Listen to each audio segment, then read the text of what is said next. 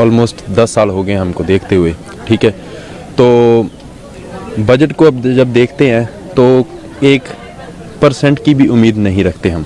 I tell you why, because 10 साल को देखा है हमने, 1 साल नहीं देखा, 2 साल नहीं देखा, 3 साल नहीं देखा, 4 साल नहीं देखा, 5 साल नहीं देखा हमने सरकार को, ठीक है।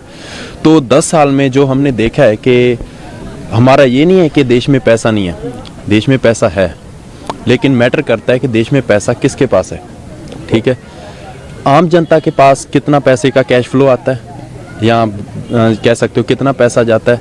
99% इंडिया का पैसा जो है वो उद्योगपतियों के पास है, वही देश को चला रहे हैं आज।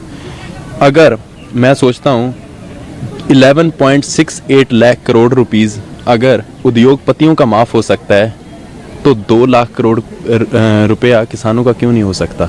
और बातें करते हैं कि किसानों की आयु दुगनी करेंगे जी। 2022 तक बोला था ना, क्या हुई?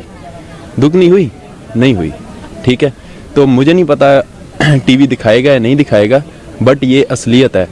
इकॉनमी मनमोहन सिंह के जब टाइम था 8.1% ग्रोथ पर चलती थी, राइट। अब इकोनॉमिकल ग्रोथ कितना है? 5.4%। और हम चलो जो 2022 तक जो दिखाए थे दावे, वो तो भूल जाओ, वो तो उन्होंने बोल ही दिया कि जुमला था सभी, वो ठीक है, दैट्स इट। अब क्या दिखा रहे हैं? 2030 का सपना दिखा रहे हैं ना, कि हमारी इकॉनमी है जो 10 ट्रिलियन इकॉनमी बनेगा इंडिया। 10 ट्रिलियन दिखा रहे हैं ना कि 10 ट्रिलियन इकॉनमी इंडिया बनेगा। राइट नाउ जो इंडिया का करंट फेस चल रहा है, एवरेज जो इकॉनमी है 5.4% से ग्रो कर रहा है।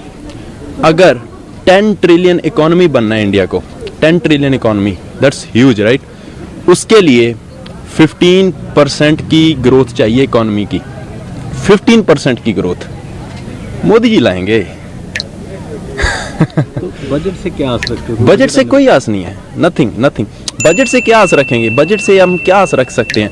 सारा कुछ तो आपने जो प्राइवेट करने के चक्कर में, प्राइवेटाइजेशन इज गुड। 1991 में एलपीजी रिफॉर्म्स लाए, right. LPG reforms, that's good. Privatisation तब तक गुड है जब प्राइवेट कंपटीशन हो। जब आप प्राइवेट कंपटीशन खत्म कर दोगे तो प्राइवेटाइजेशन जो है that will gonna lead to extreme capitalism, and extreme capitalism is always dangerous for the country where we stay. खत्म,